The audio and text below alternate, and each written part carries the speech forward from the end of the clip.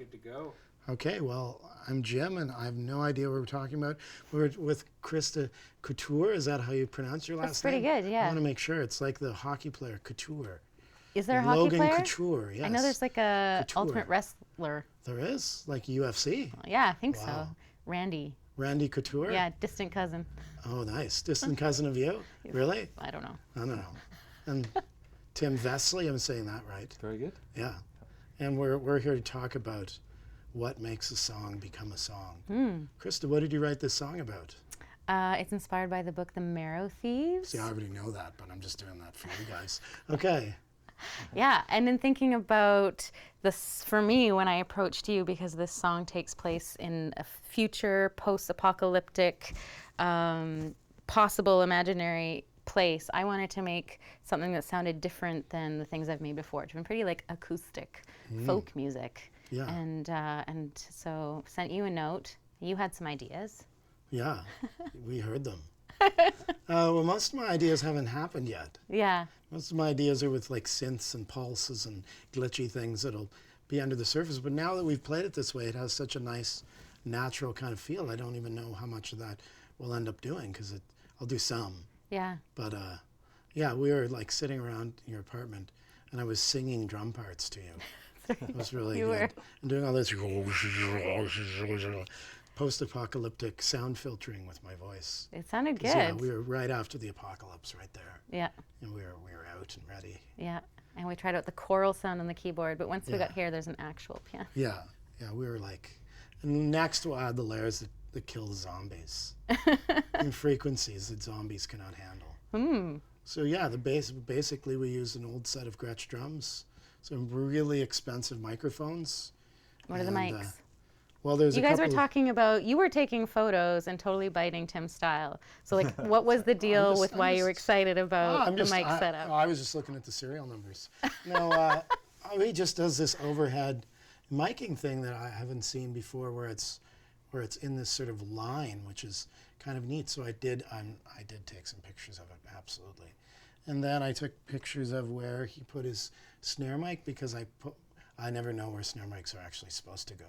Where'd you learn that? Where do you learn where a snare mic goes? I ask every drummer, where should the snare mic go? And they never know. Yeah, I guess you place it where you think it should go, and then you listen, and if it needs more beef, you turn it one way. If it needs more brightness, you turn it the other way. And then once a drummer did is, instead of pointing the snare drum at the snare, he pointed it sideways, which makes the snare not sound as good, but it gets rid of the kick drum below it for some reason. But then the snare drum doesn't sound as good. Yeah, no, I like a beefy snare for sure. Yeah, that's with the close mic anyways. Yeah, he's running that through a Neve 1073 too as well. So, That's right. And then Coles, the British, those are BBC mics, right? Weren't they initially? Those ribbon mics were used a lot by the BBC. Then these here U67s, those are fancy mics. I mean, if you break in through a window here, you'd be off to Howard's pawn shop. You'd get a lot of money out of that.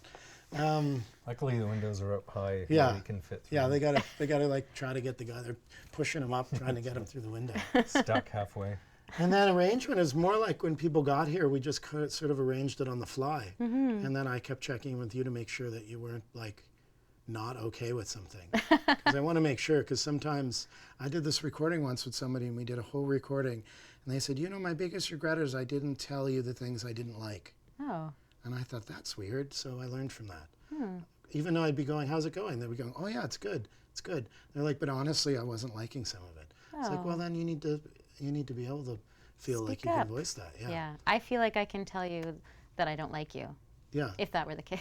Oh, so you don't like me? No, I love you. I'm just here for my high profile. Yes, No, yes. my high profile in Ottawa. I want this song to be big in the Ottawa region. Yeah, so I thought, who should I ask? Jim Bryson. Yeah, we got to get it big in the valley. But that's interesting. I mean, I feel like on one hand, sure, you can like check in and make a space for people to be able to voice things, but I also feel like I can speak up. Yeah. But everything, I mean, the arrangement came together really quickly, and people were learning it on the spot this morning, and I was just double checking because you weren't saying anything. So I know you No can news is speak good up. news. I didn't mean it like in a yeah. No, I'm super, super loving it so far. I can't wait to see what else gets added to it. We've just only begun.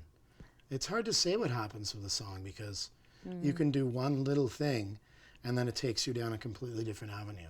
Yeah. Like all of a sudden you take out, sometimes you have a song and you record and you have all the guitars in and stuff, and then you're muting something because you're listening to something else and you have this like revelation, like, oh my gosh, listen how good this sounds without all that other crap we put on it.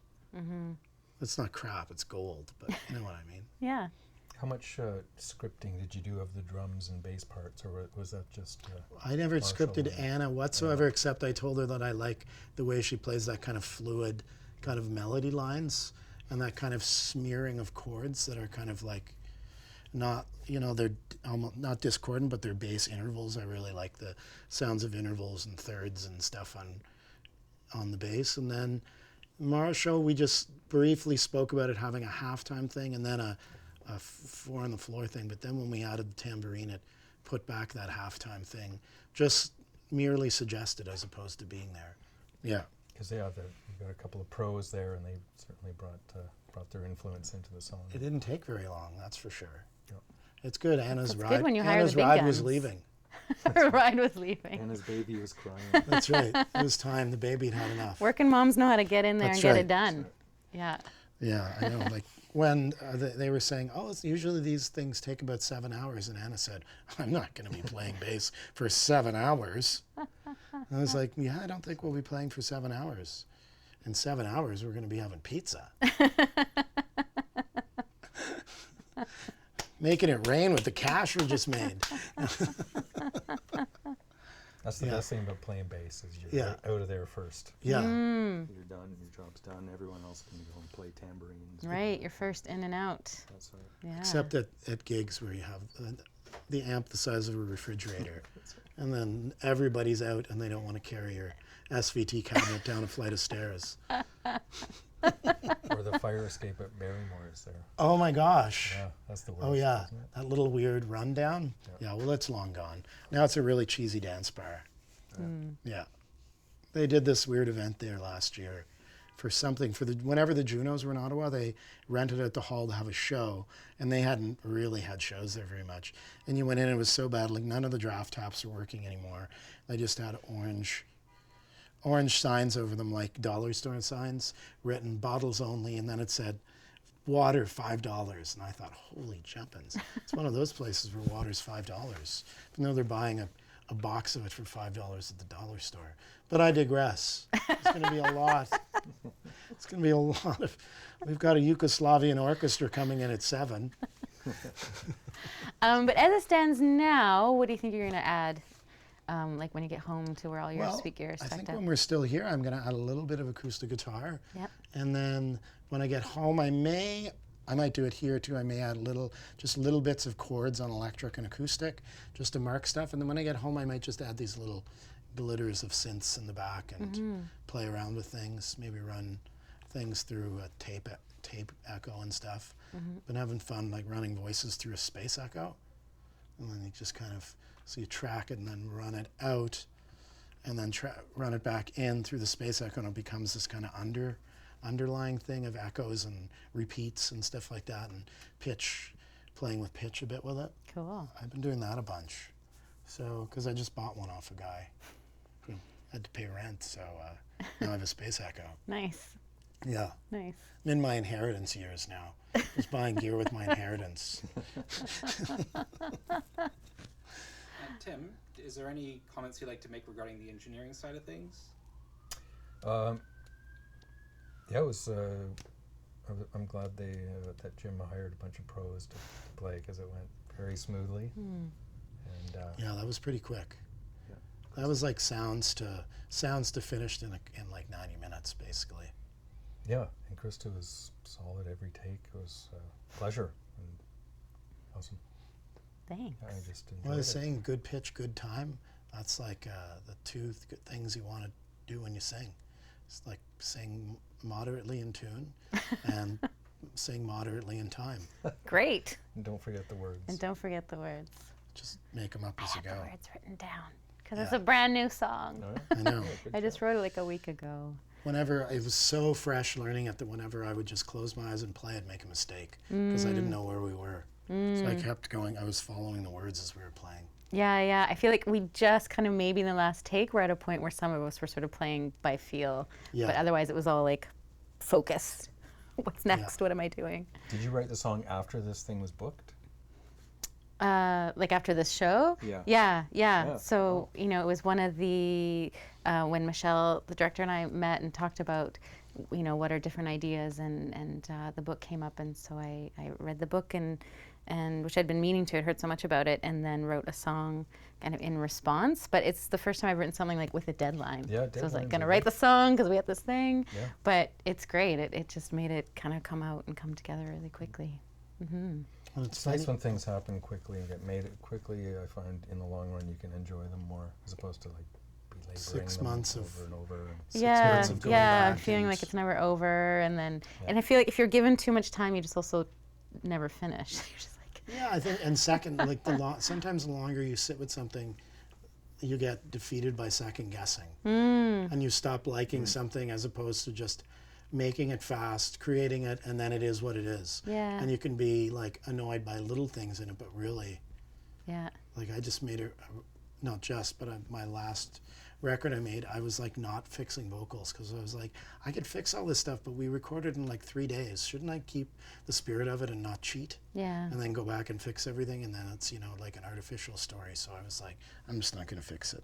What I like about this, doing everything in a day, and like, and Anna and Marshall coming in, just, you know, learning the song on the spot, and is that it feels like we're just capturing what happened today. It would be totally different tomorrow, or with different players, or, you know, and not needing to overthink that or plan, and just like following where this, all these little steps lead to. It's really nice. Yeah. Kind of a nice way to do it. Yeah, exactly, without sort of laboring every point. And And it's interesting that you asked me because I've written a song based on a book before, like being commissioned to be part of something. oh yeah, Yeah, it was like Dave's thing, that Torn from the Pages that he's done a few times. Bedini, Dave right. Bedini, where he gets people to write songs about a particular book. And it's a night of music based on it. And so I did something, and I wrote it like 3 days before. And then I got and played it, and I felt so good about it because it was so new. And what I like about stuff when it's new, you don't even know if it's like super good or not, but it's just, you're just kind of going on the wave of the energy of it. yeah. Like you said, you don't have time to second guess it. Yeah, and really, like, I think it's also nice to not be super precious about things and to be more just respond to the music as opposed to feel like you have to sit and create something and, you know, bend genres and do all this stuff. Instead, Yeah. just play music and not sweat it too much, what it's going to be as opposed to what it's being at the time, if that makes sense. Yeah, totally.